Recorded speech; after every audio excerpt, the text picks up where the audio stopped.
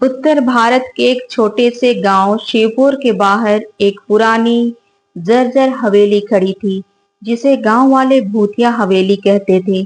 बरसों से बंद, टूटी खिड़कियां, झूलते दरवाजे और दीवारों पर उगी काई इस हवेली को और डरावना बना देती थी। कहते हैं यहाँ रात के वक्त अजीब आवाजें आती थी। कोई रोता था, कोई दरवाजा खटखटाता था और कई बार कोई परछाई दिखती थी, लेकिन पास जाने की किसी में हिम्मत नहीं थी। एक दिन शहर से एक युवक राघव गांव आया। वह एक स्वतंत्र पत्रकार था और रहस्यमय कहानियों पर लेख लिखता था। जब उसने गांव वालों से हवेली की बातें सुनी, तो वह बेहद उत्साहित हो गया। उसे लगा ये उसकी अगली बड़ी स्टोरी हो सकती है। किसी ने भी अंदर जाकर नहीं देखा। राघव ने चौंकते हुए पूछा। गांव के बुजुर्ग ठाकुर हरनामा बोले, बेटा, कई गए पर लौटे नहीं, और जो लौटे वो फिर कभी ठीक नहीं हुए। राघव मुस्कुराया। उसे अंधविश्वास पर यकीन नहीं था। राघव ने तय किया कि वो रात में हवेली में जाएगा और कैमरे से सब रिकॉर्ड करेगा।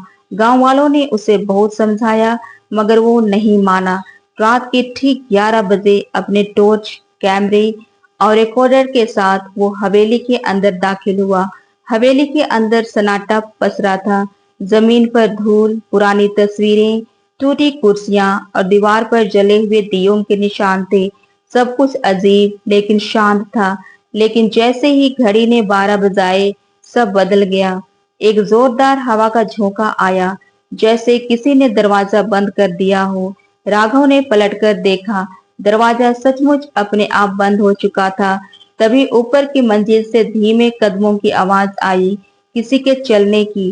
राघव ने कैमरा ऑन किया और धीरे धीरे सीढ़ियां चढ़ने लगा। सीढ़ियों के आखिरी मोड़ पर उसे एक बूढ़ी औरत दिखी, सफेद साड़ी में, बिखरे बाल, गहरी आंखें और उसके चेहरे पर अजीब मुस्कान। तुम यहाँ क्यों आए हो? औरत की आवाज में कंपन थी। राघव ने हिम्मत जुटाई और पूछा, आप कौन हैं? यहाँ क्यों हैं? औरत ने कुछ नहीं कहा, बस मुड़ी और चलने लगी। राघव उसके पीछे गया, लेकिन जैसे ही वह कमरे में पहुंचा, वहां कोई नहीं था। कमरा खाली था। अब राघव डर गया था, मगर वापस जाने का रास्ता बंद था। तभी कमरे की दीवार पर उसे कुछ उकेरे हुए अक्षर दिखे, सत्य जानने वाला शांति पाएगा। राघव ने उस दीवार को ध्यान से देखा। एक ईंट ढीली लग रही थी। जैसे ही उसने उसे हटाया, अंदर एक पुराना बक्सा मिला। बक्सा खोला तो उसमें कुछ पुराने कागज और एक डायरी थी। डायरी किसी सरोजनी देवी की थी, जो उसी हवेली की आखिरी मालकिन थी। उनकी डायरी में लिखा था कि हवेली को उनकी सौतन ने काले जादू से ग्रसित कर दिया था, ताकि उनकी मौत के बाद भी उनकी आत्मा ना भटक सके। उन्होंने लिखा था कि सत्य जानने वाला ही मुझे मुक्त कर सकेगा। राघव ने जैसे ही डायरी को पढ़कर खत्म किया, हवेली में अजीब सी चमक फैल गई। फिर वही औरत यानी सरोजनी देवी की आत्मा प्रकट हुई। तुमने मुझे मुक्त किया, अब ये हवेली भूतिया नहीं, शांत है, उन्होंने मुस्कुराकर कहा और एक रोशनी में विलीन हो गई। हवेली के दरवाजे अपने आप खुल गए।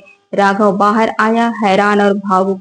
गांव वाले सुबह उसे सही सलामत देखकर चौंक गए। राघव ने पूरे अनुभव को एक लेख और वीडियो में बदला। हवेली का सच, आत्मा की पुकार। वह स्टोरी वायरल हुई। लोग जान गए कि हर डर के पीछे एक कहानी होती है और हर आत्मा के पीछे एक अधूरा सच। अब वो हवेली वीरान नहीं, एक ऐतिहासिक स्थल बन गई थी और सरोजनी देवी की आत्मा को अंततः शांति मिल चुकी थी। मोरल ऑफ द स्टोरी, हर रहस्य डराने वाला नहीं होता। कभी कभी वो सच्चाई को उजागर करने का एक जरिया होता है। जब तक कोई खोज नहीं करता, तब तक सच छुपा ही रहता है। Thank you, bye bye, please subscribe and like my channel.